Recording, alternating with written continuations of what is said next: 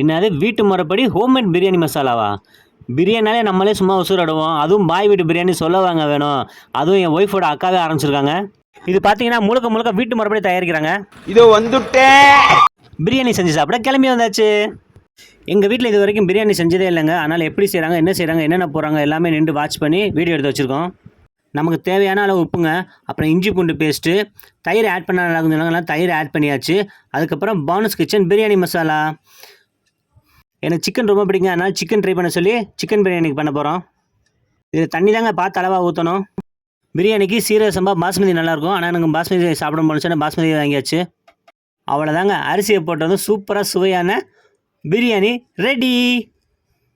இது என்ன பிரமாதம்? இது விட பெசலைட் ஒன்று இருக்கு. இது மட்டும் இல்லை ஃப்ரெண்ட்ஸ், இவங்ககிட்ட ஆல் இன் ஒன் குழம்பு மசாலா அப்படி இருக்குது. இந்த ஒரு குழம்பு வச்சு நீங்கள் எல்லா குழம்பும் வைக்கலாம். பாப்பா கையில் தான் வாங்கினா ஆசைப்பட்டாங்க, ஆசைப்பட்டே நாங்கள் வாங்கிட்டோம். நீங்களும் சப்போர்ட் பண்ணுங்கள் ஃப்ரெண்ட்ஸ். அப்புறம் உங்களுக்கு எந்த மசாலா வேணும், என்ன டீட்டெயில்ஸ் வேணுங்கிற ஸ்க்ரீனில் இருக்கிற நம்பருக்கு வாட்ஸ்அப் பண்ணுங்கள். தேங்க்யூ.